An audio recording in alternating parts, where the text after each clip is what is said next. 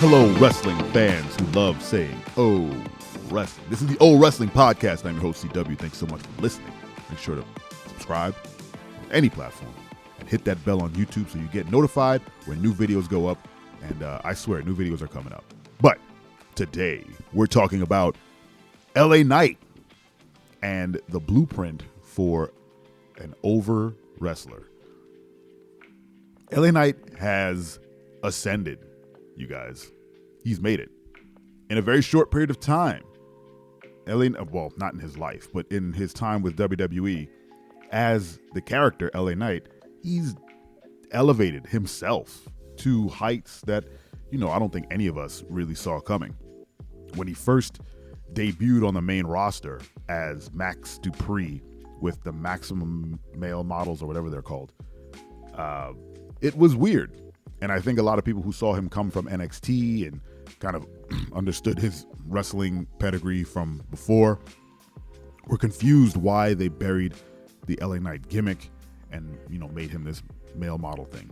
And I think he was confused too, being a manager and he's a professional wrestler. He wanted to wrestle. But, at the time, that's kind of the direction they had for him. And, as with all professional wrestlers, they're handed a gimmick and they try to make the best of it. They try to get over, and he did. And it wasn't working. So they allowed him to leave, or whatever the case was. Triple H was like, this is no good for you. So go back to LA Knight. And he becomes LA Knight. He comes out, and then they immediately pair him with Bray Wyatt. Which, I defy anyone to point at a person who came out of a Bray Wyatt feud better than before.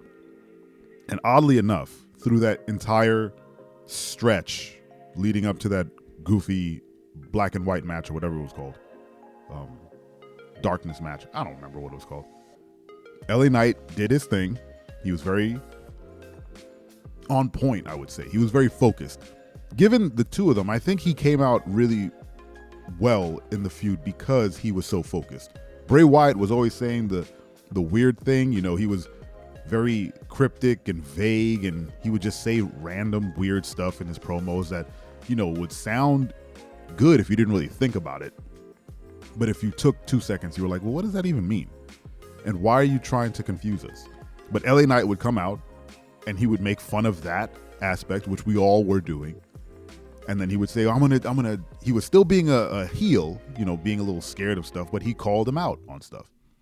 The feud ends and Bray Wyatt evaporates because he got hurt or whatever. And LA Knight, I think he took a week off or something like that, and then just started coming back out and wrestling again. And I felt great for him because he shook it off. He shook off that weird feud and then just went back to wrestling. And he was wrestling they weren't giving him a mic. He was just coming out and, wrestling.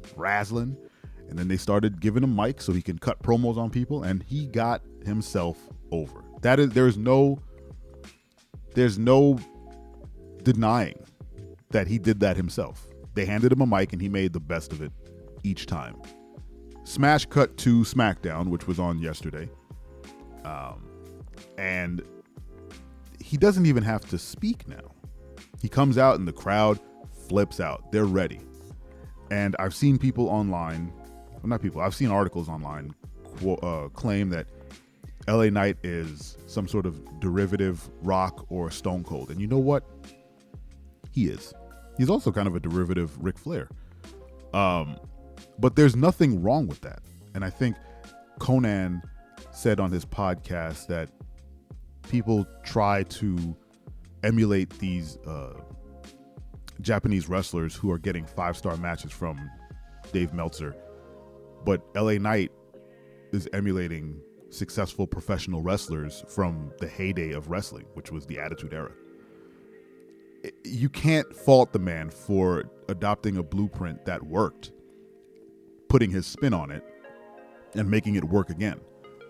There's just something about being a wrestling fan that you want to cheer, you want to engage with the wrestler, you want to be a part of the show, right? Especially if you're in the arena. If you're like me and you don't go to the arena, you still do it in your house. I'll still, do the sayings. as an adult man. But because you want to be a part of the show, if a wrestler gives you the opportunity to engage with them in their promo in some way, whether it be, Jey Uso working around the what chant, allowing people to do the what chant with him. He's like, when he hurts, what? I hurt, what? And the crowd cheered after he let them do that because they were a part of the promo. LA Knight has that down. He took the blueprint from Stone Cold, Rock, Flair, you name it. Anyone who plays to the crowd with a catchphrase and allows them to become a part of the show with them. And he just turned it up to, LA Knight 11. He plays sing-along with the crowd, which is professional wrestling 101. If you are a face, you play sing-along with the crowd. Let the crowd be a part of your show. Another thing that LA Knight does, which goes along with the sing-songiness of it, is he's consistent. He might not consistently win, but his promos are consistent. They're consistently good. They have all the beats that fans can recognize. He makes it easy for people to feel like they're connected to him. LA Knight gets it. He's not new to the business. He's been doing this for a while. The man knows what he's doing. And now, I think WWE said, fans have been clamoring for this dude to do something, anything. And WWE is like, pump the brakes. We're going to get you there, but we can't just throw you out there. We have other things going on. And right now, let's be honest, LA Knight doesn't have anything going on besides being the most over dude in the company right now.